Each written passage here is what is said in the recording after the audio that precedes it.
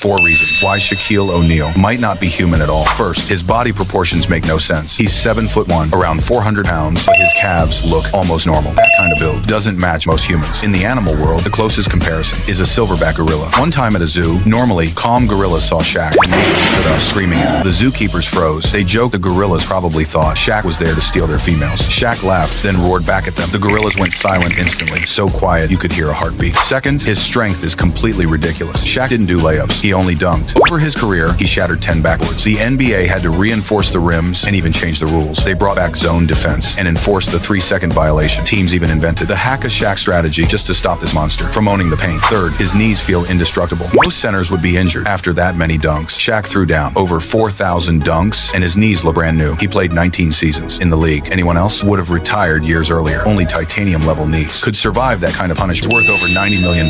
But for years, he earned one of the lowest salaries in the NBA. Fans called him the lowest paid superstar, but behind that label hides a story much heavier than fame or money. He was born in a small town in Arkansas, one of 12 kids, living in a house that was falling apart. His father was paralyzed after a stroke. His brother later lost the ability to walk. While other kids dreamed of becoming basketball stars, he was thinking about how to keep his family alive. No scholarship, no scouts, no special talent. He worked as a student equipment manager, mopping floors and secretly studying how the game was played. No one could have guessed that this quiet kid would one day become the heart and soul of the Chicago Bulls dynasty. Next to Michael Jordan, he won 6 championships, made 7 All-Star teams, and became one of the most feared defenders in the league. But while others signed multi-million-dollar contracts, he took a long-term deal for far less. Why? Because he was terrified of his family falling back into poverty. For him, stability meant more than money. And when he finally made his fortune, he didn't show it off. He didn't waste it. He used it to fund youth training camps, to give poor kids a chance to chase their basketball dreams, and quietly donated to families struggling like his once did. If you respect Scottie Pippen, drop a respect in the comments. No one realized that after Paul George was suspended for 25 games, he would immediately make 3 shocking decisions. The NBA officially announced that Philadelphia's 76-year forward Paul George has been suspended without pay for 25 games for violating the league's anti-doping policy. The news instantly sent shockwaves through the basketball world. First, George pointed his anger directly at his medical team. He explained that he accidentally took an inappropriate substance while receiving treatment for mental health issues. This is the first time in his entire career that he has faced such a punishment. For George, this isn't just about his reputation. It's about whether he can still have a future with the 76ers. Then George suddenly realized his career might really be nearing its end. The suspension will last until March 24, and by the time he returns, there will only be 10 games left in the regular season. At 34 years old, this might be his last chance to earn a max contract. So he started cutting down on all unnecessary expenses. Finally, George decided to face everything head on. He publicly admitted his mistake and said he was willing to take full responsibility. He emphasized that he would use this suspension period as a chance to rebuild himself. George wants to return in top form and lead the team into the playoffs. No wonder Jake Paul cried like a clown when Judah broke the world record and took home the gold. But what people don't see is that behind her victory were 3 big sacrifices he made for her. First, he gave up his social life. Jake used to live in the spotlight, parties, events, red carpets nonstop. But once Judah started her intense training, he traded nightclubs for training camps. Even when his favorite team, the Seahawks, invited him to a championship party, he turned it down without a second thought, just so he could be courtside watching her compete. Second, he backed her dream with his own money. When Judah left the national team, critics came at her hard. People laughed, doubted, said she wouldn't make it. So Jake paid for everything: top coaches, recovery staff, training facilities. He built her what fans now call a private Olympic village. And third, he didn't mind looking like a show-off. Judah's fame made flying commercial impossible. People recognized her everywhere. So Jake started using private jets, bragging that he just didn't want to squeeze into economy. But deep down, it wasn't arrogance. He just wanted her to rest, to travel in peace. So when Judah stood on that podium, crying her heart out, Jake's tears weren't for the cameras. They were for every struggle, every sacrifice, and every quiet moment he shared walking beside her.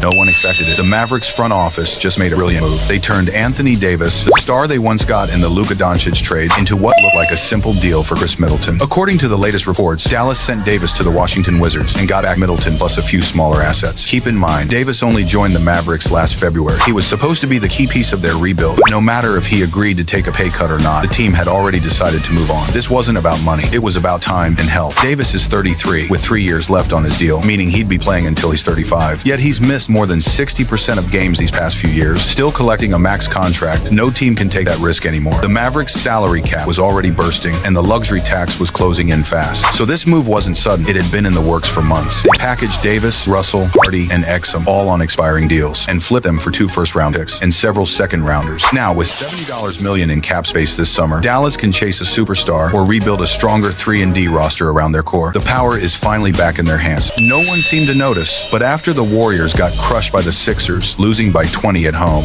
Giannis made 3 big decisions in his mind. First, the Warriors are done. With Curry injured, this team's got no soul left. At 38, he just can't carry a championship dream anymore. Sure, the Warriors have a massive market, and for Giannis, who supports his whole family, that matters. But to him, money isn't number one, winning a title is. Second, he's seriously thinking about the Timberwolves offer. Playing next to Anthony Edwards really excites him. And credit to Minnesota, they're all in, even willing to put Reed and Randall on the table. But there's one problem, the cold. That place feels just like Milwaukee, both in weather and in market, icy and quiet. Third, Giannis still wants to go back east. The West is just too stacked. Almost every top 6 team is a title contender. Breaking through there, nearly impossible. In the East, it's a different story. The path to the finals is way smoother. He's 31 now. Every season counts, every game matters. Between chasing comfort and chasing a ring, where will Giannis go next? Maybe we'll find out soon. Why did Mac Hollins show up at the 2026 Super Bowl barefoot, wearing handcuffs and shackles? The meaning behind that look is way deeper than you think. He's actually been a barefoot guy for years. It's not for attention, it's his lifestyle. For almost a decade, he's gone everywhere without shoes. Even in the snow or stepping on broken glass at a restaurant, he just doesn't care. But this time, it wasn't just a habit, it was a statement. He wrapped himself in chains, put on a Hannibal-style mask, and every detail meant something. First, being barefoot with chains represents control and focus. He turned the feeling of being restrained into mental armor before the game, like saying, "You can hold my body, but you can't cage my fire." Next, the prison look was a tribute to his team's warrior spirit. The coach is famous for shouting, "Warriors, come out to play." Mac used this outfit to show how fighters break free and stand together. It wasn't just fashion, it was attitude. And finally, there's an Easter egg. This year's Super Bowl was held at Levi's Stadium in Santa Clara, California, about 50 miles from Alcatraz Island. So the prison outfit, a clever nod to a local landmark. Some say he's crazy, others say he's a genius. But one thing's for sure, he stole the show that night.